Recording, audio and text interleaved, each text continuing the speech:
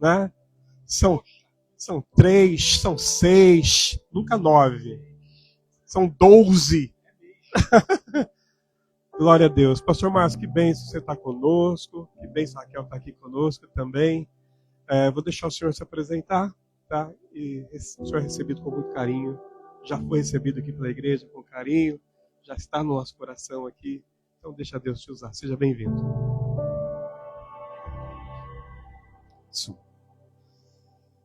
Amém. Bom, é um grande prazer estar aqui, estar na palavra, né? E também é uma grande responsabilidade, né? Porque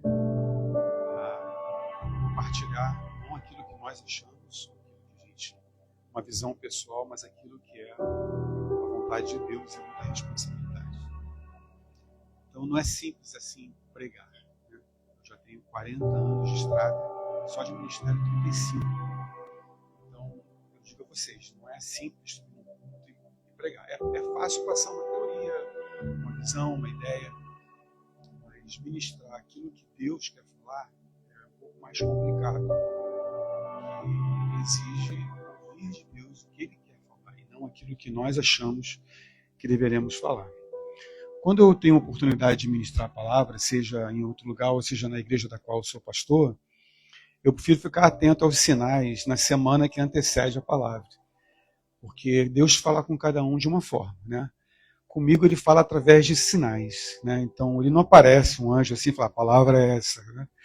Mas eu fico observando o que está acontecendo à minha volta e fico muito ligado, porque como eu estou buscando uma palavra de Deus, Ele se manifesta através de sinais, né?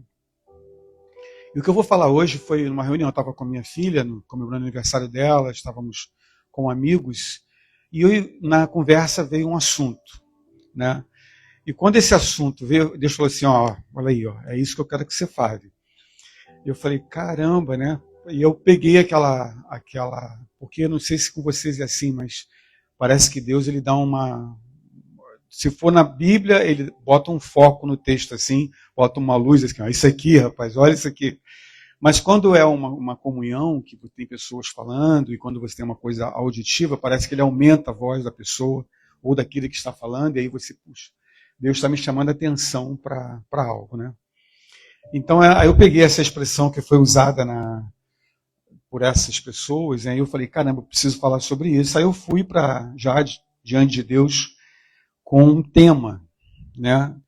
Perguntei ao pastor se ele tinha um tema para indicar, ele falou que não, deixa o Espírito Santo te usar. Então eu falei, bom, então eu estou no caminho certo, né? Então vamos falar sobre aquilo que Deus ministrou ao meu coração. E também a minha experiência que eu tenho com a minha filha, de que está aqui há 10 anos. Então, o que eu vejo aqui, o que Deus falou comigo acerca das pessoas que vivem aqui, né? E que Deus fala. Eu queria que você abrisse em Provérbios 13 e 20. Eu já mandei o link lá para a minha igreja, lá para a galera. Falei assim, ó, fiquem livres para comentar. E apresentei os pastores. Ó, essa foto aqui é dos pastores da igreja local. Fiquem livres para acrescentar, mandar mensagem, abençoar. Fiquem à vontade. E com certeza já tem pessoas lá que estão assistindo, eu acho, né? A expressão que eu vi foi red flag. E eu peguei aquilo assim e falei, red flag, o que é red flag, né? E eu comecei a conversar, eu vi a conversa, então eu descobri que é um termo que se usa muito aqui para ensinar adolescentes com quem eles devem andar. Quer dizer, se eles percebem que o adolescente ou o amigo, né, é uma pessoa, vamos dizer, tóxica ou nociva, ou que pode levar para um caminho errado, então é red flag, quer dizer, você tem que se afastar da pessoa. E se for green flag, né, quer dizer, bandeira verde, então aí é sinal de que você pode manter aquela relação, uma boa amizade, você pode investir naquele relacionamento. Aí Deus começou a falar comigo sobre essas coisas, né? Por quê? Porque as pessoas que vêm para cá, existe uma coisa comum entre todos que vêm para cá, que é a solidão. Né? Porque você deixa toda a tua base lá no Brasil. Né? Quando minha filha veio para cá, por exemplo, ela tinha um bom emprego, a igreja, a família, casamento, toda a base social dela estava lá. E o esposo dela decidiu vir para cá, ela decidiu acompanhar o marido. Então foi tudo para o chão. A área social foi para o chão, a igreja foi para o chão, emprego, ela deixou tudo para vir para cá. E aqui é uma terra diferente. Aqui você tem que construir relacionamentos. Né? Apesar de você conhecer, muitos podem conhecer brasileiros, mas é uma terra diferente, com uma cultura diferente, com uma formação diferente. Você vive, é como se você estivesse numa tribo que ninguém fala a sua língua, você não fala a língua deles. Você começa a se envolver com pessoas, porque, né, e você não consegue se socializar, inicialmente falando. Né? Então vem aquela questão da solidão. E a solidão nos leva a uma carência social. Quer dizer, nós começamos a ter uma necessidade de fazer amigos, de interagir, de reciprocidade. Né? Nós começamos a ter, eu percebo isso, você começa a ter uma necessidade de interatividade. E é nessa que muitas pessoas podem embarcar numa furada. Porque nessa de se aproximar para poder ter comunhão, relacionamento e interagir e socializar, nós começamos, de repente, a nos envolver com pessoas. E nem todas as pessoas elas são saudáveis para nós. E Deus falou comigo, Márcio, eu quero que você fale sobre isso. Sobre o cuidado que nós devemos ter na socialização. Quer dizer, quando nós criamos uma amizade. E Deus falou mais, eu quero colocar uma bandeira aí no meio dessas duas, verde e vermelho. Eu quero botar uma bandeira amarela. E eu falei, mas por que, Senhor? Vai estudando aí que eu vou te mostrando. Né? O que diz em Provérbios 13:20? Quem anda com os sábios será sábio, mas o companheiro dos tolos sofrerá consequências. Então existe companheirismo nosso com pessoas tolas. As pessoas tolas estão por aí, estão andando por aí. Né? E nós precisamos fazer relacionamento. E nós, que somos seres sociais. Né? Nós somos seres sociais. Não podemos ficar dentro de um quarto isolados. Nós temos que, senão a gente vai morrer. Muitas pessoas deprimem, muitas pessoas ficam doentes, principalmente no inverno. Né? O inverno aqui tem essa questão, né? Todo mundo fica introspectivo. Né? Quer dizer, porque o clima favorece essa introspecção, ficar dentro, fechado, né? Isso é complicado. O brasileiro, então, como eu, que mora no Rio de Janeiro, 40 graus, lá é o contrário. Lá não faz frio.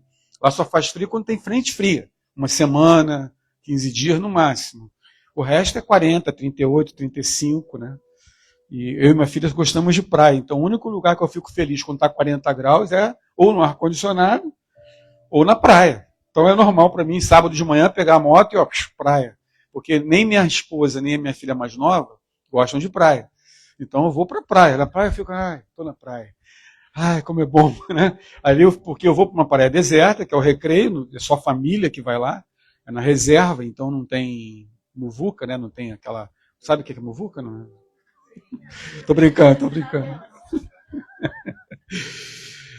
E ali Deus fala muito comigo, tem aquele momento a sós com Deus ali, a natureza, a onda batendo, né? O vento, aquilo é um momento, como o pastor falou, às vezes a gente precisa dar um a sós com Deus, né? A gente precisa disso. Eu falei algumas coisas. Eu não sou um pregador. Depois de 35 anos eu quero assumir. Eu não sou um pregador. Eu sou um discipulador. Meu chamado é para discipular. O meu trabalho é ensinar pessoas a serem parecidas com Jesus. Esse é o meu ministério. Então o microfone não é assim o lugar que eu gosto muito de estar. Eu me sinto bem, falo, prego, mas o meu trabalho mesmo é olho no olho, casal com casal, homem com homem, mulher com mulher. É o trabalho meu e da minha esposa. A gente trabalha muito a questão pessoal. Né? Então vou tentar ser o melhor possível aqui. Tá? Uma coisa que eu anotei, se você gosta de anotar, se você tem no seu celular um bloquinho de notas, você tem uma caneta, eu gostaria de pedir que você anotasse, porque eu falo muito algumas máximas e isso é importante para depois você ruminar. Chega em casa e depois você começa a rever e fala assim, peraí, o que é isso aqui? Aí você vai na Bíblia, pesquisa, faz contexto, isso é muito importante. Nós vivemos numa geração que aprendeu a identificar as bandeiras verdes, algumas aprenderam a identificar as bandeiras vermelhas, em relacionamentos. A Bíblia faz isso há milhares de anos, então não é novidade. Pode ser novidade por aqui, psicologicamente falando, nas escolas, né? Mas a Bíblia já ensinava isso há muito tempo. Ela nos ensina que nem toda pessoa que se aproxima deve entrar na nossa intimidade. Nem todo mundo que se aproxima deve entrar na nossa intimidade. Nem toda porta aberta, ela vem de Deus. Né? Às vezes, a porta não está aberta. Você abre a fechadura e você entra por uma porta que Deus não abriu. O fato de Deus não ter aberto a porta não quer dizer que ela esteja fechada. A porta está destrancada, porque cabe a nós entrar ou não. Não existe negócio. A porta que Deus abriu. Você tem a imagem de uma porta escancarada. Não é isso. Seria a melhor tradução, a porta que Deus destrancou. Você vai ter que abrir. Você tem a tua parte. Mas em muitas situações, atrás dessa porta que você tanto quer abrir, tem um monstro. E você não está vendo. Né? Nós temos a nossa parte. Eu chego por Hugo, por exemplo, um dia, daqui a um tempo, prosperei, estou com ele, falei, Hugo, poxa, eu gosto muito de você, Deus escolheu no meu coração, vou te dar um carro 0 km. Aí ele fala assim, puxa, pastor, que bênção, eu recebo. Onde é que está o carro? Está na agência, meu filho. Ah, mas não está, você não trouxe, eu vou trazer por quê? Está aqui a chave, está aqui o carro, agora você paga as taxas, faz manutenção. Ah, mas pastor, o que você quer? Você quer que você tem a sua parte na bênção. Deus te dá o presente, mas você tem que cuidar do presente, você tem que zelar por aquilo e você tem que tomar posse. Eu aprendi muito sobre isso. Aquilo que Deus nos dá não vem de mão beijada. O fato de Deus ter nos dado uma bênção não quer dizer que ela já está pronta. Muitas vezes você tem que ir lá. Então o Hugo vai ter que ir lá na agência. Eu sou o Hugo. Aí o cara fala assim, muito prazer, o que você quer? Não, aqui eu tenho um pastor que me doou um carro e o nome dele é Márcio e você deve saber, sim, está aqui, está registrado. Então eu vim tomar posse daquilo que foi me dado de presente. Então Deus não faz tudo. Tem a nossa parte e tem a parte dele. Por exemplo, não existe o dom da santidade. Existe? Não existe. Se você vê o pecado diante de você, não vai aparecer um anjo, abrir a e falar assim, não olha meu filho, não olha meu filho. Não, você vai ter que dizer não. Essa é a sua responsabilidade. O pecado, ele jaz à porta. A sua responsabilidade é dizer não vai, ninguém vai te proteger nessa hora quando é a sua responsabilidade. Concordam comigo? A mesma coisa é em relação à amizade. Você tem a sua responsabilidade. A decisão é sua. Você precisa identificar, né, o que vai edificar a sua vida ou o que o inimigo levantou para destruir a sua vida. E não entrar nessa furada, ou entrar na bênção que Deus está mostrando. Amém? Agora, a amizade é uma questão espiritual. Né? Então vamos lá. Número 1, bandeira verde, né? Green flag. Pessoas que se aproximam de você e levam você até Deus. A principal característica da amizade que Deus levanta na sua vida é aquela pessoa que te aproxima de Deus. Quer dizer, depois que você começa a caminhar com aquela pessoa, você se aproximou mais de Deus. Namoro, né, qualquer relacionamento, amizade na escola, amizade no trabalho, aquilo ali te levou mais perto de Deus. Então você pode definir que é uma bandeira verde para você se relacionar. O que diz em Provérbios capítulo 27, 17? Assim como o ferro afia o ferro, o homem afia o seu companheiro. Então, não tem. Quando nós casamos, eu casei há 40 anos atrás, nós éramos 2 pedras pontudas, eu e minha esposa. Ela vinha de uma cultura diferente, eu vinha de uma cultura diferente, e de repente 2 pessoas, se juntam. E casam e começam a caminhar juntos. É claro que vai ter atrito. Não sei se aqueles casados aqui vão concordar comigo, mas o meu primeiro ano de casamento foi o pior deles. Porque é o ano da adaptação, é o ano que você fala assim, por que eu fui entrar nessa aqui?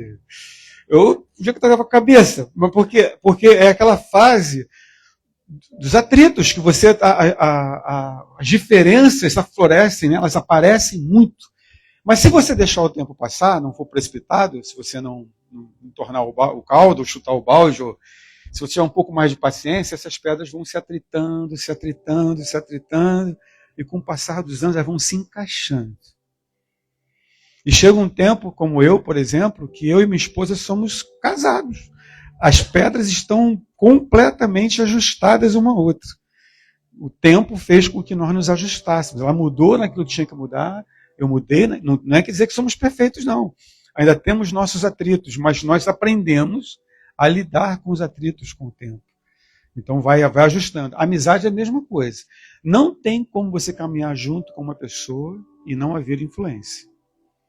Ou o B vai influenciar o A, ou o A vai influenciar o B. Então, quando você começa a caminhar com alguém, a pergunta é: essa pessoa que eu estou iniciando uma amizade, essa pessoa que eu estou iniciando um relacionamento, eu vou influenciá-la? Ou ela vai influenciar? Quer dizer, eu vou fazer ela ter um comportamento melhor, eu vou ser exemplo para ela, eu vou estar influenciando o comportamento dela positivamente, ou eu vou começar a me adaptar ao comportamento dela. E às vezes o comportamento é ruim. E nós começamos, por causa da amizade, a adquirir as falas, o comportamento, as decisões que aquela pessoa está tendo. Aí é que mora o perigo. Porque a gente começa a vender princípios. E se você vende princípios, é prostituição. Amém? Prostituição é vender aquilo que não pode ser vendido. Nós temos valores na nossa vida. E valor não tem preço. Uma vez perguntaram para mim, um outro pastor perguntou para mim na mesa de almoço, há muito tempo atrás. Ele queria que eu fosse para a igreja dele. Ele queria que juntar. Ele falou para mim, qual é o seu preço? Eu fiquei tão ofendido com aquela palavra, que eu falei assim, pastor, eu não tenho preço, eu tenho valor. O senhor está querendo colocar preço numa coisa que tem valor. E às vezes amizades querem colocar preço em nós. Como se nós estivéssemos à venda, ou se os nossos princípios estivessem à venda. Ou por causa da amizade, ou por causa do relacionamento, nós estivéssemos dispostos a vender valores que nós carregamos como cristãos que nós somos. Esse tipo de amizade começa a dar problema. Por quê? Porque você começa a mudar os seus valores em nome de não ficar sozinho, de estar na solidão, né? Isso acontece muito aqui, com pessoas que vêm de outro país, não só brasileiro, qualquer país, né? Então, alguém vai influenciar alguém. Essas pessoas que são bandeira verde, e nós cristãos precisamos estar prestando atenção, eles celebram a tua vitória. Sabe quando você conta uma bênção e tem pessoas que celebram com você? Caramba, meu irmão, que bênção que você conseguiu isso, né? Você nota que a pessoa se alegrou com a tua conquista, com a tua vitória. Mas tem pessoas que decaem o semblante. Já repararam isso? Não? Eu não sei se vocês... Eu não queria ficar falando aqui da coisa que só acontece comigo. Mas nem todo mundo você pode contar a bênção. Porque você vai atrair um espírito de inveja, por exemplo. Né? Estava conversando com minha filha. O que é inveja? Inveja não é a pessoa desejar o que o outro tem. Qual é o problema? Você tem um carro bonito, um bom carro. Poxa, eu gostaria de ter um carro assim. Isso não é problema. Você vê a pessoa conquistar algo bom, aquilo seria bom para você também. Isso não é inveja. Inveja é quando você pergunta por que ela tem e eu não tenho. Por que ela é melhor do que eu? Por que aquela pessoa é melhor do que eu? O que ela tem que eu não tenho? E por que ela conseguiu? Aí entra uma competição e aí entra um demônio. E esse demônio não é a pessoa, não é a inveja em si que causa dano, mas o espírito que é autorizado através da inveja. Aí tem que tomar cuidado, porque existem pessoas que entram assim na sua casa. Tem presentes que você ganha que tem feitiço nessa situação. Tem pessoas que você convive que pela frente é uma coisa, mas por trás está torcendo para a tua derrota. Né? Isso, infelizmente, existe. Então, pessoas que se alegram com você, com a tua vitória, bandeira verde. Pessoas que corrigem você em amor. Pessoas que veem o erro em você e não ficam calados. Você entra e fala assim, irmão, vamos conversar? Te amo em nome de Jesus. Com todo respeito, eu queria dar uma opinião sobre a sua conduta. A sua conduta não está boa. Você não tá legal. Com respeito, com educação, mas confrontando em amor. Isso é uma pessoa que te ama. Isso é uma pessoa que você deve se cercar. Porque uma pessoa que quer ver o seu bem, ela vai te confrontar. Volto a falar, em amor, com respeito, com educação. Mas a pessoa que quer o teu bem, ela vai falar, você está errado. Ela vai falar, você está num caminho que não deveria estar. Nós, pastores, sofremos muito com isso. Porque tem pessoas que nós falamos de uma forma tranquila, não se sentem ofendidos nem nada, mas tem pessoas que você fala assim, eu não concordo com a sua forma de ser, já ficam, não sei se já viram a metamorfose, né, da ovelha que se transforma em porco-espinho. Já viram isso, não? A ovelha está lá na igreja bonitinha, tão bonitinha a ovelha. Você fala assim, ovelha, vem cá, a sua conduta não está correta. Aí você vê o milagre acontecer. Aquele pelo de ovelha começa a virar em espinho, começa a mudar. Pastor, foi bom até aqui, valeu, mas vou para um novo ciclo, numa outra igreja. Na verdade, não é um novo ciclo, não é uma nova igreja. É porque foi confrontado. Entendeu? Então, se vocês querem um pastor que ama vocês, e eu creio que o pastor Ailson é assim, ele vai abraçar, ele vai ajudar, ele vai orar, mas também ele vai confrontar. Porque é amor. Você confronta seu filho porque você ama. Amém? Fala uma verdade mesmo quando dói. Amigo verdadeiro, ele sabe que vai causar dor, mas é melhor a dor que é causada por uma sinceridade do que a decepção da falsidade. Tem prazer na sua santidade e não apenas na sua companhia. Quer dizer, não é só a sua presença, não é só a comunhão, mas também a sua conduta. E por último, inspiram você a orar, servir e crescer.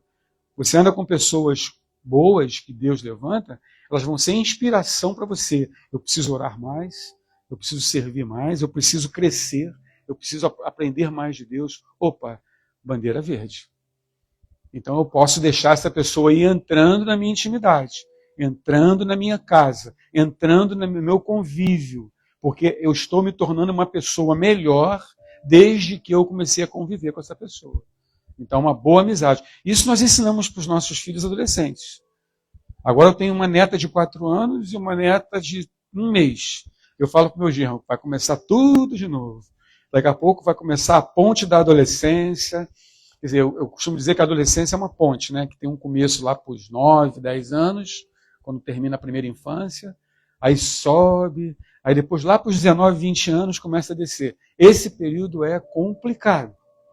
Porque a pessoa acha que é adulto, mas não é adulto, fala que é adulto, mas tem conduta de criança, não admite chamar de criança, não admite interferência, nós temos que aprender a lidar. Então, ovelha não é diferente. Você tem que aprender a como falar a verdade de uma maneira que a pessoa não se sinta magoada ou ofendida, porque isso é amor. Amém? Posso ouvir um amém? Eu queria que você anotasse uma frase aí. Há pessoas cuja presença faz você amar mais a Deus. Opa, isso aí é a pessoa que nós estamos buscando para o nosso rol de relacionamento. Pessoas cuja presença faz ou nos faz amar mais a Deus. Outra, a amizade certa não alimenta o seu ego. Ela fortalece o seu espírito. Né? Então, cuidado com pessoas que jogam você para cima. Jogar para cima é fácil, é só botar um botão de elogio. Mas a questão não é essa. A questão não é só jogar para cima. A questão é saber se a pessoa está sendo uma pessoa espiritual. Se aquele para cima é perto de Deus. Como o Hugo falou aqui. Lá longe o avião, não adianta ele ser grande, poderoso, está muito longe. Mas se a amizade está jogando você mais espiritual, que você está orando, você está buscando mais a Deus, mais próximo de Deus. É isso aí. Então essa pessoa está autorizada. Aí eu incluí a bandeira amarela. Por quê?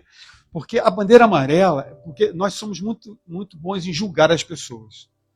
Essa pessoa é isso, essa pessoa é aquilo. Né? E nós podemos errar facilmente. Então, existem pessoas que estão ali numa situação intermediária. A gente não sabe, ainda não tem ideia de quem é a pessoa. Nós não conhecemos uma pessoa no culto de domingo. Esquece. Nós não conhecemos uma pessoa numa ocasião, numa comunhão. Nós conhecemos as pessoas na medida em que nós convivemos com ela. Na medida em que há intimidade. Então, às vezes, você julga aquela pessoa como uma amizade ruim, mas pela aparência. Aí você pode ser precipitado em julgar alguém precipitadamente. Ou você julga a pessoa como boa pela aparência também. Mas, de repente, aquela pessoa ela não é tão boa quanto parece. Amém, gente? Desculpe... Eu não sou um pregador, tá bom, gente? Às vezes eu falo de uma forma como pregador, mas assim, às vezes dá um pouquinho de sono, é normal, tá? Minha palavra é assim, tá? Anota aí se você está anotando. Nem todo perigo chega gritando. Amém? Isso é uma frase importante. Nem todo perigo chega gritando. Pode ser uma armadilha. E se chegar gritando, não é armadilha. Amém? O apóstolo Paulo fala, estejais atentos às armadilhas, às ciladas do diabo. Cilada é uma coisa que você não vê. Na Segunda Guerra Mundial, os paraquedistas, eles eram jogados numa área de guerra e os inimigos faziam buracos no chão com bambus apontados para cima no buraco, mas botavam só uma capinha aparente em cima. Então, quando o paraquedista caía, morria.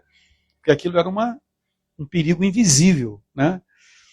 Então, algumas pessoas são boas, mas são imaturas. Né? Essa pessoa é tão boazinha. Cuidado. Não tem ninguém bonzinho não, viu, gente? Outra tem boas intenções, mas carregam feridas não tratadas. Pessoas que trazem feridas do passado. E eu botei uma observação aqui. Pessoas feridas podem sangrar em cima de você. Então, a Bíblia fala que quando você está lidando com... Eu sou dentista, né? Então, eu sou cirurgião dentista. E um dos princípios da cirurgia é você se proteger. Você está lidando com sangue. O sangue é a substância mais, vamos dizer, que faz mais bactéria crescer. É um meio propício de infecção, é o sangue. Porque não tem tanta... mais condição para crescer uma bactéria. Então, qualquer sangue que venha sobre você, que você entre em contato, é um perigo, tanto para você quanto para o paciente. Então, o médico se cerca de perigos, de proteções. Ele bota máscara, tem luva, tem toda uma proteção, campo contaminado e tal. Por quê? Porque ele pode tanto contaminar o paciente, quanto o paciente contaminar ele. Quando lidamos com pessoas e somos amigos de pessoas, nós podemos estar lidando com pessoas assim. Você nem sabe das feridas da pessoa. E ela pode começar a sangrar em cima de você e pode te contaminar. Amém? Assim como também a pessoa pode ser muito bem intencionada, mas ser imatura. E essa imaturidade vai acabar sugando você. Eu não sei se vocês tiveram essa experiência, nós pastores temos muito essa experiência. Você está bem, alegre, saudável e tal, aí fazer uma visita. Aí você vai fazer um aconselhamento. Um aconselhamento de 1 hora, 2 horas. Você está bem. Quando você sai do aconselhamento, você sai pesado. Parece que está carregando uma nuvem em cima de você. E você fala assim, meu Deus, o que aconteceu depois que eu aconselhei esse casal, essa pessoa? Entrou uma tristeza, um peso, um negócio, estou me sentindo mal. Por quê? Porque você entrou em contato com uma ferida. Você entrou em contato com alguém contaminado. Tanto que é prática nossa, quando nós vamos aconselhar pessoas assim, que ao sair da visita a gente faça um desligamento de alma. Tem que orar. Eu me desligo espiritualmente dessa pessoa, porque senão eu carrego aquilo. Você vai carregar para sua casa, vai carregar para sua coisa. Você carrega, de repente o casal começa a brigar, não sabe por quê, fica doente, não sabe por quê, mas porque você manteve contato com alguém doente, sangrou em cima de você. Nós, pastores, toda hora tem gente sangrando em cima da gente. Então a gente precisa proteger. E vocês que têm relacionamento, precisam tomar cuidado. Né? Mateus... Então, a bandeira amarela, ela pede cautela. Não é nem não, nem sim. É cautela. Opa, peraí, vamos tomar cuidado. Eu não tenho ainda uma palavra sobre essa amizade. Eu não tenho uma direção de Deus para investir, entrar, mas também não tenho uma palavra para me afastar. Né? Eu tenho uma palavra de cautela. Então eu vou levantar a bandeira amarela. Vamos devagar. Né? Vamos devagar. Né? Eu estou falando para vocês o que eu ensinei para minhas filhas, tá? Porque apesar de hoje se tornar uma palavra, mas eu ensino isso para os adolescentes da igreja, para os jovens que estão começando a vida agora. Eles não têm essa noção ainda muito clara, não tem maturidade para essas coisas, então é preciso tomar muito cuidado, porque as maiores vítimas hoje são os adolescentes. Porque eles não têm maturidade para regular isso. Então, o diabo às vezes deita e rola na adolescência por causa disso. Né? Mateus 10,16 diz: sede prudente como as serpentes e simples como as pombas. Esse versículo é meio misterioso, né? Porque ele está pedindo ao apóstolo Paulo que a gente seja igual uma serpente. A serpente é um animal muito, muito bem falado na Bíblia. Né? Então, por exemplo, eu fiz curso de soro antiofídico. Quando eu fiz odontologia, a gente foi para o Instituto Vital Brasil em Niterói e lá a gente fez um curso. E lá eu aprendi algumas coisas sobre cobra, que eu não sabia. Então lá tem o ninho da cascavel, tem coral, são as piores cobras, né? Os piores venenos. Cascavel, coral, essas coisas todas. E o cara entrava no ninho com uma bota, claro, ele tinha uma bota de proteção, com uma vara, mas ele entrava no ninho com a cara e a coragem. Eu ficava, só de olhar a cobra, eu já ficava com medo. Fica aí que eu fico aqui, né? E ele começou a falar sobre como a cobra age. Então ele falou, vocês ficam vendo em filmes que a cobra vem procurar morder você, que a cobra vem te caçar. Isso não existe. A cobra não caça ninguém, a cobra não procura ninguém. A cobra, ela foge o quanto ela pode. Ela não tem nada contra você pessoalmente. Ela foge o quanto ela pode. Ela só vai picar você se você estiver perto da ninhada dela. Então, se você der o azar de estar caminhando e estar perto dos ovos ou dos filhotes, ela vai te atacar para proteger a ninhada. Ou se ela entrar num canto e não puder mais correr, ela vai olhar para um lado, olhar para o outro, eu não tenho mais para onde correr, então ela vai te atacar. Então, quando o apóstolo Paulo fala sede prudente como a serpente, vocês devem fugir de conflitos. Você só deve reagir quando não tiver mais opção. Para defender sua família, né? Eu falei para o diabo essa semana, para defender minha família, eu vou para o inferno. Eu vou até o inferno, vou lá dentro do inferno resgatar minha família. Não tem problema, eu estou guardado, estou protegido, eu vou lá arrancar. Aliás, tudo aquilo que o diabo rouba de mim está lá no depósito do inferno, eu tenho autoridade para entrar lá e tomar de volta. Eu quero falar isso para você aqui. Talvez alguém aqui tenha sido roubado por alguma coisa do diabo, mas está lá na mão dele, vai lá e toma de volta, é seu. Está esperando o quê? Vai lá e toma, me dá isso aqui que é meu. E o diabo, ele espera o seu posicionamento. Amém? Então, se for defender a sua família, se for defender os seus, e se você for atacado, isso é um princípio do jiu-jitsu. Na sua origem, o jiu-jitsu não é uma luta de ataque. Não é uma luta que procura briga. O jiu-jitsu é uma luta que só age em legítima defesa. Se você for precisar se defender, você usa o seu jiu-jitsu. Quando eu entrei para a academia, lá quando eu tinha 12 anos, a primeira palavra do professor, se você brigar na rua, está expulso. Assim, mas eu era brigão. Batia muito e apanhava muito. Como brigão, né? Porque todo dia eu brigava. Meu pai botou no jiu-jitsu. Eu tive que aprender a não brigar. Nunca mais briguei na rua depois que eu voltei para o jiu-jitsu. Eu tinha medo de ser expulso da academia. E eu aprendi essa filosofia. Né? Eu não vou ficar me incomodando com ataques verbais. Agora, se partir que eu preciso me defender, eu vou usar. Ou defender a minha família. Né? Então é preciso ter essa prudência da serpente. Você precisa não ficar reagindo como pessoa imatura a tudo que te ataca. Deixa a coisa se configurar para que você possa então reagir. Para que você não fique como o agressor. Né? Porque o narcisista, por exemplo, ele vai fazer você de culpado. Ele é o culpado, mas ele inverte e ele faz com que você seja o culpado.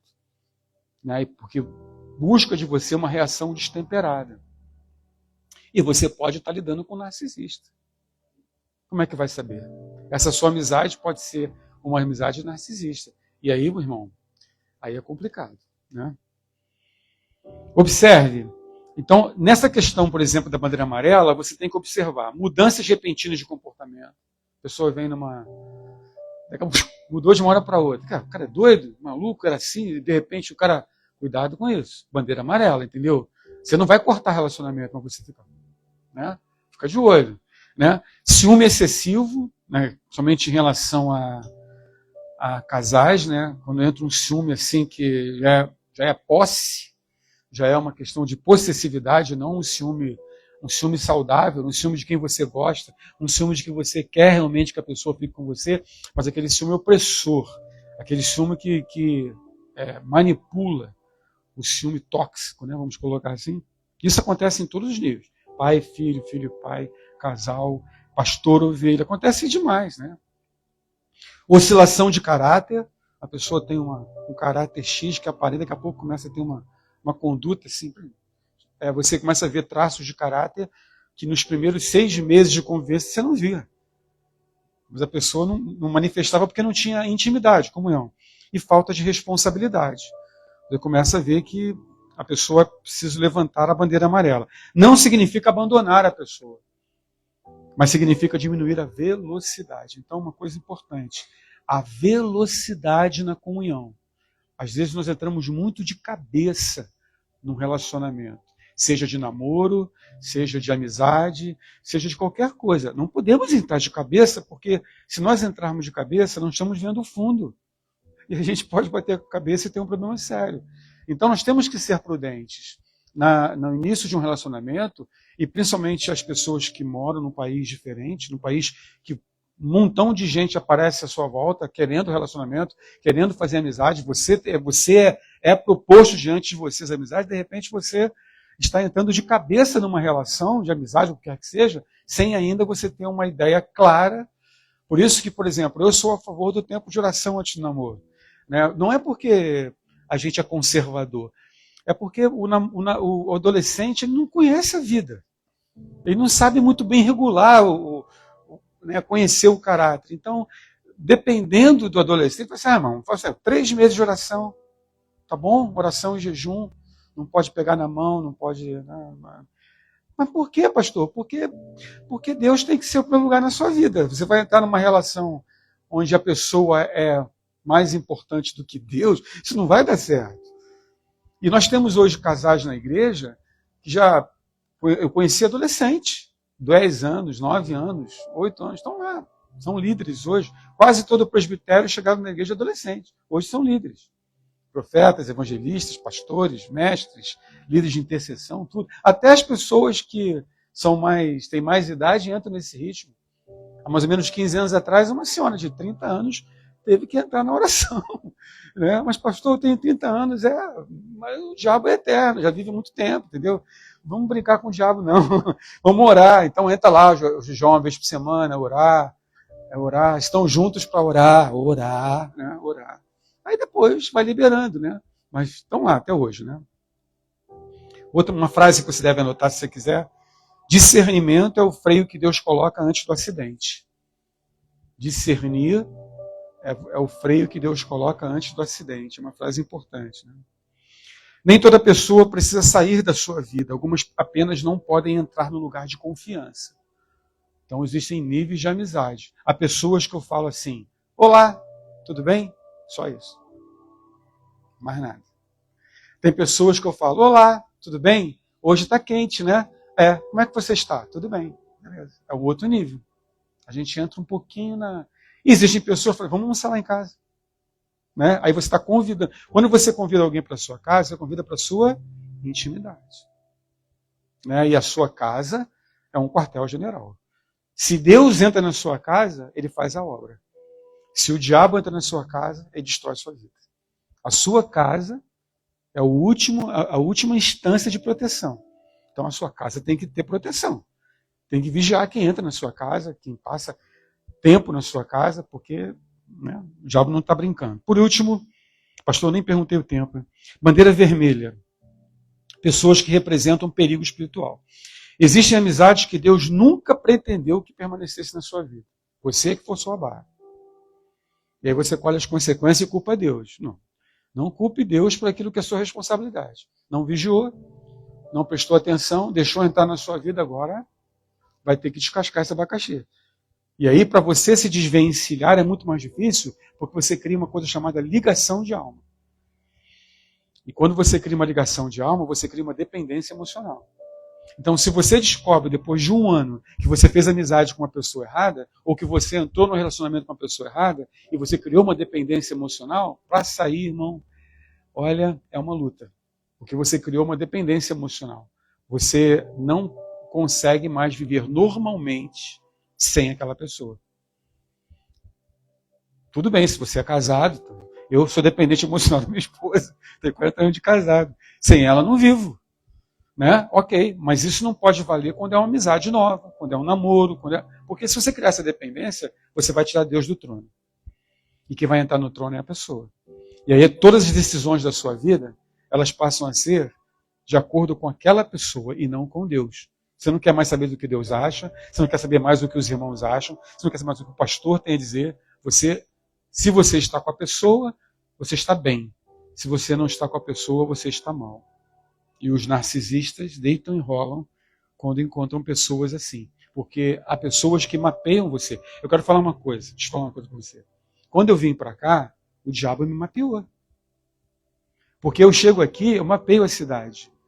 Eu quero saber como é que é a história da cidade, eu quero saber como é que é a cultura da cidade. Todo pastor faz isso. Eu quero saber como é que é a história que funciona aqui, como são as pessoas que vivem aqui. Há uma diferença entre Stanford e Nova York, Manhattan. Eu já percebi que há diferença. A forma das pessoas cumprimentarem, agirem, é diferente lá de Manhattan. Não é verdade? Entende? Mas se você for, por exemplo, para Boston, é outra coisa. Então, cada cidade tem... Então, você mapeia. Quando você chega aqui, o diabo logo se mobiliza assim, quem é esse cara? Né? O que você está fazendo aqui? Você está mapeando por quê? Vai me mapear?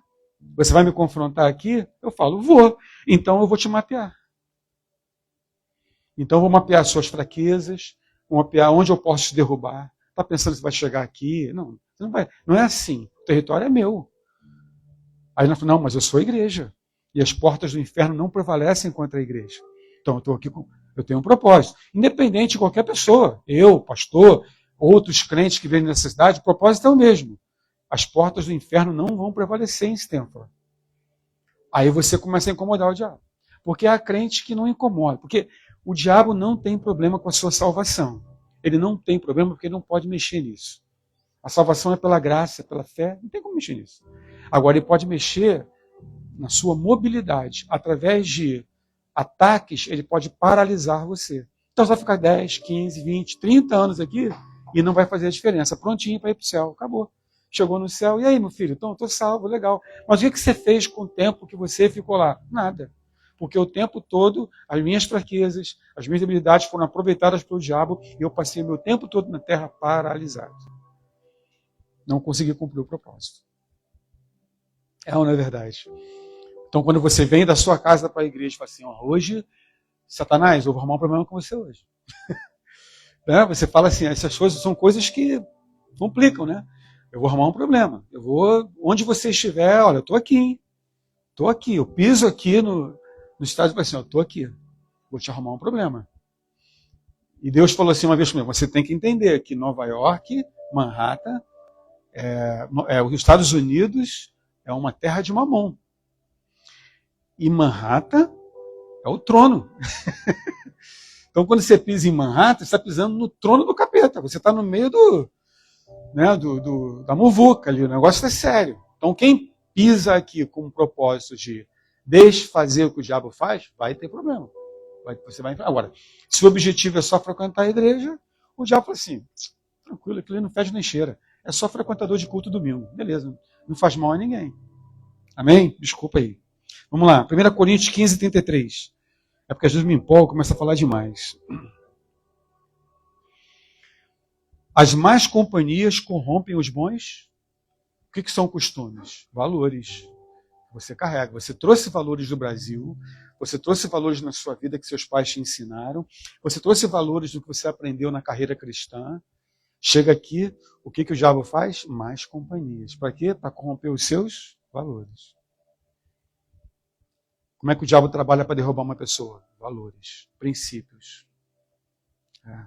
Aquilo que não pode ser vendido. E até uma bandeira vermelha aparece quando alguém normaliza o pecado. O pecado passa a ser uma coisa, né, natural. É uma mentirinha, é um pecadinho. Né? Eu me lembro quando eu era adolescente, novo convertido, recém-convertido, né? Assim, nós temos ministrados, santidade, não pode ficar olhando para as mulheres, com desejo errado e tal. Aí meu discipulador fala assim, cara, isso para mim é meio difícil. Né? Eu estou chegando agora, eu gosto de olhar para a mulher. Como é que eu faço isso? Aí meu discipulador assim, fala assim, a primeira olhada você não pode evitar, né? Porque você passou com aquele, eu chamo lá no Brasil de short no pescoço e decote no joelho, né? Aí você vai fazer o quê? Você olhou, né? Não tem como você evitar, porque você toma até um susto, né? Na praia do Rio de Janeiro, todas as mulheres usam fio dental. Todas. Se você se incomodar com fio dental, não vai à praia. Porque não tem como você evitar isso. Então você tem que ter uma conduta. Então o discipulador falou assim, o negócio é a primeira olhada. Agora, se você olhar a segunda vez, aí já é por tua conta. Aí eu entrei no ônibus, voltando de um culto, né? Aí eu estava assim, Aí ele falou, o que tá vendo, Márcio? Não, eu estou na primeira olhada, eu não posso fazer a segunda. Brincando, claro, todo mundo no ônibus riu, né? Isso é uma coisa entre nós, jovens, né? que a gente não deixava de olhar a primeira para ficar na primeira. É brincadeira, isso é uma brincadeira, querido. Ridiculariza a sua fé. Eu não admito isso. Qualquer pessoa que esteja comigo numa mesa, independente da sua fé, ou independente se crê ou não em Jesus, não pode me ridicularizar. Eu sou humilde, eu sou bonzinho, eu sou homem de Deus, mas eu sou filho de Deus. E como filho de Deus, eu tenho que ter a autoestima de um filho de Deus. Então ninguém pode ridicularizar a minha fé. Eu não admito isso. Eu levanto e vou embora. Ou eu peço, para com isso, porque senão a nossa conversa aqui acabou. Eu não posso deixar que ninguém ridicularize o que eu creio. Eu não posso obrigar a pessoa a crer naquilo que eu creio, mas ela é obrigada a me respeitar. Respeito mútuo é intocável. Não importa a religião de ninguém. Eu estou convivendo com pessoas assim, eu preciso respeitar a fé da pessoa, o que ela crê, ou se ela é ateu, não tem problema. Agora tem que me respeitar. Naquilo que eu falo, na minha crença, tem que me respeitar. Pessoas que manipulam emocionalmente. Se você for à igreja hoje, isso acontece muito em casamento. Se você for à igreja hoje, pode me esquecer. Se você for à igreja hoje, eu vou beber. Se você for... Isso é manipulação. Né? Negociar princípios. Ou se você fizer isso, eu vou fazer aquilo. Né? Cuidado com esse tipo de amizade. A pessoa é tão amiga, mas no momento que você colocou a tua convicção em Deus, ela deixou de ser, começou a rejeitar você. Opa, isso não é para o meu círculo de amizade. Vive de mentiras, usa você, quando você é útil, né? Quando os seus valores cristãos são úteis, eles usam você. A tua bênção, a tua fé, o teu caráter, a tua firmeza, eles usam você. Mas no momento que elas conseguem aquilo que elas almejam, excluem você. Fica atento a essas coisas. Divide famílias, pessoas que dividem famílias. Eu não sei se aquilo que eu falei, há casamentos, está tudo bem. Aquela pessoa visitou, o casamento vira um problema. A pessoa visita a sua casa e quando a pessoa vai embora tem briga, discussão, pesadelo. O que aconteceu? Alguma coisa entrou ali. Por isso que a casa tem que ser muito bem guardada. A minha oração na minha casa é: Senhor, acampa os teus anjos nos 4 cantos com espada desembainhada. E não manda anjo de baixa patente, não. Não manda anjinho fraquinho, não. Manda anjão mesmo, aquele, entendeu? Porque a minha casa não pode ser penetrada. Não tem como penetrar. A gente tem que cercar. Né? Produz confusão onde passa. Tem pessoas assim, não são? Tudo que vai... Está tudo bem. Aquela pessoa chega, acontece uma confusão. Tem que ficar de olho. Bandeira vermelha. Você não pode ter essa pessoa no seu círculo de amizade. A nossa palavra é salvação. Eu costumo dizer o seguinte: tem pessoas que não adianta você aconselhar, porque não tem o Espírito Santo. E ninguém pode fazer um papel maior de aconselhamento do que o Espírito Santo. Se o Espírito Santo não está ali, o que você vai fazer? Não tem o que fazer. Então, a tua palavra é o quê? Pregar o Evangelho. Então, aquela pessoa está num erro, fazendo isso, fazendo aquilo. Você, eu vou aconselhar. Não. Você vai pregar o Evangelho. Se ela se converter, o Espírito Santo entrar, começa a obra. Agora, você não vai substituir o Espírito Santo. É o Espírito Santo quem convence. É ele quem convence a pessoa, explica a pessoa. Nós podemos orar pelas pessoas. Agora, cuidado para você não entrar numa área que é para o Espírito Santo entrar. Ele sim é puro. Ele não vai ser contaminado. Nós não. Nós somos seres humanos. Nós somos sujeitos às contaminações, aos ataques. Né? E o principal motivo que nós somos, às vezes, derrotados e enfrentamos o fracasso nessas situações é porque nós subestimamos o diabo. O diabo foi derrotado na cruz, mas cuidado, ele anda ao redor. O apóstolo Paulo fala isso. Eu não subestimo a ação do inimigo. Eu fico ligado. Amém? Agora algumas frases, né? Eu queria que se você pudesse anotar, eu estou acabando já. Quem faz você negociar seus princípios já perdeu o direito de ocupar a sua intimidade. Se você percebeu que na relação você já começou a duvidar de princípios, é para parar, é para cortar. Não tenha medo de ser tratado como mal, uma pessoa antipática. Não tem problema. Corta, valeu, tchau e benção. Você mudou, mudei, direção de Deus, amém? Deus abençoe, sabe? Deus deu a vida para cada um cuidar da sua, amém? Então, amém? Fica na sua. Agora, se você quiser converter, entregar sua vida a Jesus, eu estou aqui para te ajudar. Agora, caminhar junto, comunhão comunhão é muito complicado. Comunhão é troca. Existe uma diferença entre chegar num culto e falar assim, meu irmão, boa tarde, tudo bem, seja bem-vindo e tal, ou encontrar na rua, de chamar a pessoa para a tua casa, ou de ir na casa da pessoa, aí você cria laços, elos, que se você fizer com a pessoa errada, vai te trazer problema. Eu estou falando isso porque é o que os imigrantes vivem aqui. Esse dilema. A gente precisa relacionar, somos sociais, mas a gente tem que tomar cuidado com quem a gente se relaciona. Né? Uma outra frase que eu notei aqui. O diabo raramente entra pela porta da perseguição. Muitas vezes entra pela porta da influência. Então nem sempre. É fácil você ver o diabo na perseguição. Muito fácil. Agora é difícil você identificar o inimigo na influência. Quer dizer, você quando acorda para o fato de que você já está sob influência de alguém, você já foi. Você já está num problema. E para se desvencilhar é mais complicado. Então eu fico observando aqui, desculpa a minha observação da igreja, né? É uma igreja de comunhão. Deus mostrou isso desde o início. Primeira vez que eu vi aqui, eu vi a mesa. Aí Deus falou assim, ó, mesa. Mesa é lugar de... Eu não vi primeiro as cadeiras, porque você não consegue ver as cadeiras. Que eu olhei, estava fechado, eu olhei assim de lá, falei, deixa eu ver como é que é essa igreja. Aí eu olhei assim, uma mesa. Eu falei, uma mesa? Aí Deus falou assim, mesa é comunhão. É uma igreja de comunhão. É uma igreja de relacionamento. Então vocês precisam ter preservar. Não fiquem preocupados com o número. O número virá, mais cedo ou mais tarde. Mas nunca vendam isso. Né? Assim, é mais do que número. Deus é muito mais do que um número. Se vai crescer nesse padrão. As pessoas que chegarem vão entrar nesse padrão, nesses valores da igreja local. Aqui nós relacionamos, aqui nós compartilhamos, aqui nós oramos uns pelos outros, aqui não somos uma igreja que dependemos do culto de domingo para nos relacionar. Nós somos igreja em qualquer lugar. Somos igreja na rua, somos igreja aqui, domingo, somos igreja na casa do fulano, do Beltrano, somos igreja no chá de bebê da Letícia, a igreja estava lá. A igreja reunida, somos igreja. E quem estava visitando viu o que era a igreja. Não precisa estar num templo.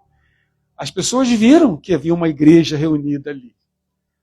Isso é importante. Então não percam isso, essa essência. Porque o diabo às vezes vem com umas acusações, né? Nós pastores somos atormentados dia e noite. Tem pouca gente, sabe? Não vale a pena investir. Você não tem ainda 500 membros, é um fracassado. Tem umas coisas assim que o diabo fala, para você ter sucesso tem que ter mais de 500. Quem disse isso? Jesus tinha 12. Né? Cuidou de 12. Um não deu certo. Ainda deixou trabalho para o Espírito Santo terminar. Não foi? Depois que o Espírito Santo veio, não completou a obra? E a gente quer cuidar de 500? Então, com 13, a gente está mais do que Jesus já. É ou não é verdade? É verdade. Então essa coisa que o diabo vem trazer, que fracasso é número. Você não tem 200, não tem 300, tem 500. Gente, tem de igreja aí com 1.000, 1.500 que está dando rolo. Você nem imagina. Eu não queria estar na pele de alguns pastores aí, não. Está dando muito rolo. É melhor ficar lá com o rebanho que Deus te deu, tudo certinho, bonitinho, chegando em casa, falando, obrigado, Senhor, porque eu pude manter a igreja em ordem, está tudo dentro de princípios, eu não tenho 500, tenho 20, tenho 30, tenho 50, tenho 100, mas está todo mundo cuidado, pastoreado, discipulado, amém. Então, amém, glória a Deus por isso. Pô, não é quanto você tem de talento, é quanto você investe. Você pode ter 1.000 pessoas, enterrou, um abraço, não enterra não. Então, Jesus tinha pessoas diferentes na vida dele. Ele falava para as multidões, ele falava para 70, ele falava para 12, falava para 3, e só um reclinou a cabeça no peito dele. Então, relacionamento é complicado. Só João reclinou a cabeça no peito de Jesus. E só João ficou no Calvário. Todo mundo vazou. É ou não é verdade? Os caras andaram 3 anos com Jesus, vazaram. Mas João ficou. Era um nível de relacionamento. Jesus tinha um relacionamento com 70, outro relacionamento com 3, com 5, com 1. Tinha. Isso é normal, né? E tinha momentos que ele ficava sozinho com Deus. também precisamos disso. Eu, sinceramente, gente, eu não tenho vergonha de falar não, porque o tempo me tirou essa vergonha. Eu falo para Deus assim, eu não aguento mais, eu preciso dar uma parada. É muita gente no meu ouvido. Pastor, não sei o quê, pastor, a galinha está muda, pastor, o cachorro está mancando, pastor, o que eu faço? Olha só, dá licença, eu vou tirar uma semana de sabático, tem muita gente falando no meu ouvido, eu preciso me desligar. Gente, ó, a não ser que alguém esteja morrendo, seja enterro, alguém no CTI, não me contata, eu preciso ficar sozinho. Esse tempo para mim aqui é muito bom, eu acompanho tudo, né? Acompanho tudo, às vezes mas eu estou desligado, eu não quero ficar. Hoje mesmo, o líder do louvor mandou uma mensagem assim, lá no presbitério. Assim, me deu uma tentação de falar, de mandar mensagem. Não, quando eu voltar eu falo. Estou com a minha filha, estou curtindo a minha filha. É um tempo com Deus. Não tem ninguém mais importante que ela. Né? Aqueles que vão ter filhos têm que aprender isso. Os filhos nunca vão perder para a igreja. A igreja sempre vai ser menos importante do que os filhos. Isso tem que ficar na cabeça deles inculcado. Na medida em que a Bia for crescendo, vocês vão ter responsabilidade na igreja, sempre mostrando para ela o seguinte, olha, você é mais importante que a igreja. Nunca pode entrar na cabeça de um filho que o pai pastor, ou o pai líder, ou o pai ministro, ele bota a igreja em primeiro lugar. E não admitam nunca que a igreja venha regular como seus filhos devem agir. Porque eu tive 2 filhas na igreja, filha de pastor, todo mundo fica em cima, você é filho do pastor, você não pode fazer isso. Você não pode correr na igreja porque tem que ser exemplo. Isso acontece muito com a gente, pastor. Aí teve um dia que eu falei no microfone e falei assim, minha filha é um ser humano igual a qualquer um. Corre, brinca, faz bagunça. Por que ela tem que ser lente de aumento em cima dela? Deixa minha filha, hein? Deixa minha filha ser criança. Deixa minha filha correr na igreja, deixa minha filha fazer bagunça, deixa minha filha se estressar. Ela é criança como qualquer outra. Não é porque é filha de pastor que ela tem uma responsabilidade extra sobre ela. E ela vai crescendo o quê? Meu pai me ama mais do que a igreja. Meu pai me ama mais do que a igreja. Isso tem que ficar bem inculcado. Se um dia tiver que escolher entre a igreja e eu, ele vai me escolher. Entenderam o que eu estou falando? É complicado. Porque o que tem de filho de pastor ferido, porque cresceu com o pai ausente, porque o pai era igreja. E aí, quando a bomba estoura lá no final da adolescência, é que o pai acorda. Pô, é ou não é, pastor? Eu deveria ter dedicado mais tempo, né? Fui orar com os irmãos, não orava com meu filho. Aconselhava um montão de gente, não aconselhava meu filho. Saía para almoçar com irmãos, não almoçava com meus filhos. Como é que é isso? Vamos ficar de pé, por favor. Pastor, eu queria pedir permissão, minha filha pegar o violão, poderia ser? Pode ser?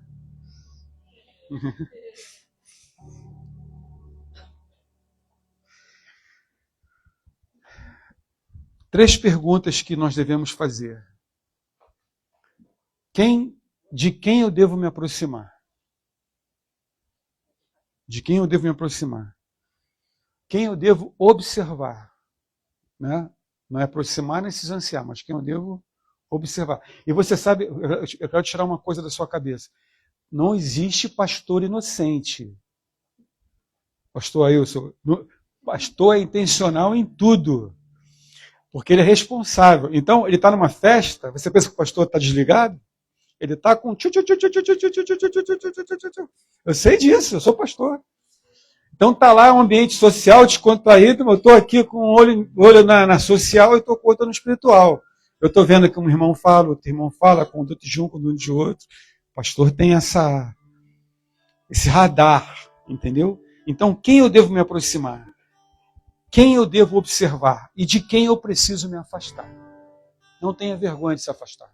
Não tenha medo de compensar mal de você. Não tenha medo de que alguém vá excluir você. Não tenha medo. Não tenha medo. Antes só do que mal acompanhado, irmão.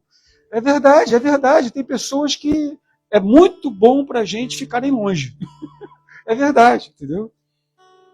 Há pessoas que Deus permite, a pessoa que Deus envia, primeiro, a pessoa que Deus envia para a nossa vida. Glória a Deus por isso. Há pessoas que Deus permite. E há pessoas que Deus manda correr, corre. Né? Como José lá com a esposa de Potifar. Vaza, José, vaza. Você vai se comprometer isso aí. Todo o plano que Deus tinha para José, o buraco não destruiu José, a rejeição dos irmãos não destruiu José, nada destruiu José, mas aquela mulher ia destruir o ministério de José. Então, ó, corre, vaza. Não é falta de amor. Aí Deus me deu uma frase aqui. Excesso de propósito. Cara, eu estou relacionando com o Wesley, ele é meu amigo. Né? Aí o Wesley está perguntando assim, esse pastor, ele está se tornando meu amigo porque é por minha causa ou porque ele tem um propósito? Quer dizer, ele está aqui dizendo que me ama, me abraça, mas porque ele tem aqui um outro objetivo aqui escondido ou porque realmente ele me ama? E Deus me deu uma frase há um mês atrás, mais ou menos. Pessoas são mais importantes do que propósitos. Muitas igrejas estão caindo nessa... Nós temos um propósito, temos que atingir um objetivo, temos um alvo. Aí vai aquele negócio, e as pessoas se tornam meios, veículos, instrumentos para se atingir aquele propósito. E não por elas serem aquelas. Imagina se Deus fosse assim com a gente.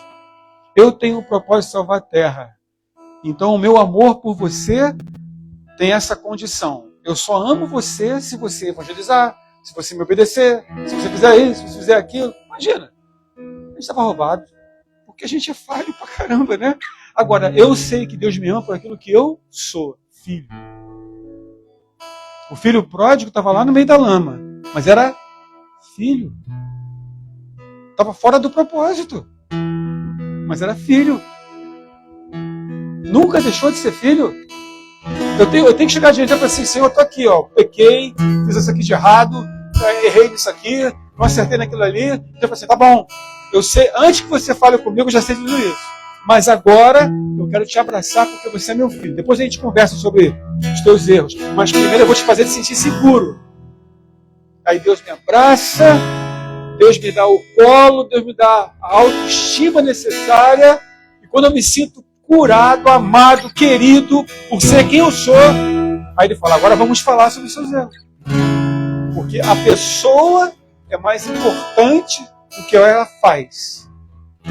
Fazer não é o mais importante do que ser. Eu sou o filho de Deus e basta. Acabou. Amém, queridos? Bom, acabou. Vamos lá, filho.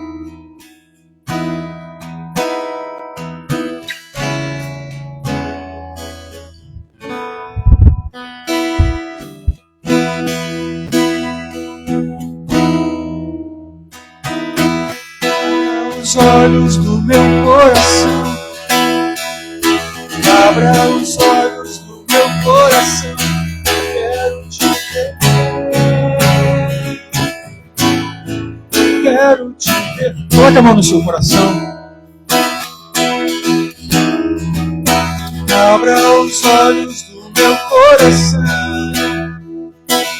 abra os olhos do meu coração, quero te ver. Quero te ver, Senhor, exaltado e bem alto, brilhando a luz da tua glória. Teu amor e poder, tu és santo, santo, santo, exaltado e bem alto, brilhando a luz da tua glória. Derramo teu amor e poder, pois tu és santo, santo, santo. Pegue nas suas mãos, diga que ele é santo. Santo, santo, santo, santo, santo, santo, santo, santo, quero te ver. Sim, Senhor, abre os nossos corações. Santo, santo, santo, Santo, Santo. Te apresentamos essa cidade diante do teu altar, Senhor.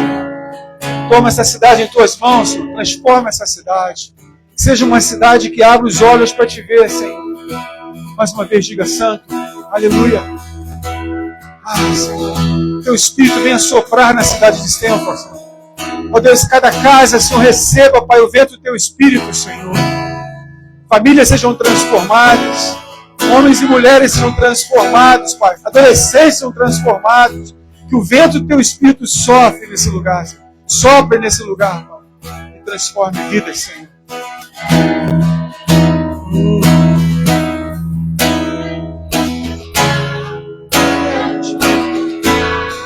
Quero te ver. Quero te ver. Quero te ver. Quero te tocar. Quero te abraçar. Quero te ver. Pai, em nome de Jesus, obrigado por essa manhã. Que essa unidade entre nós e Ti, Senhor, seja solidificada, Pai. Seja uma cola entre nós e o Senhor. Senhor, seja uma unidade tal que nenhuma influência, Pai, possa tocar, não possa romper, Senhor. Mas que, Pai, através dessa unidade, nós sejamos pessoas que testemunhem, não somente falem, Pai. O mundo todo está cheio da palavra, está cheio de teoria, está cheio de teologia, Senhor. Mas o mundo está clamando por homens e mulheres que conhecem o Senhor, que vivem aquilo que estão falando, Senhor. E eu creio que vai se levantar nessa cidade uma igreja. Não é somente uma igreja local, mas a tua igreja.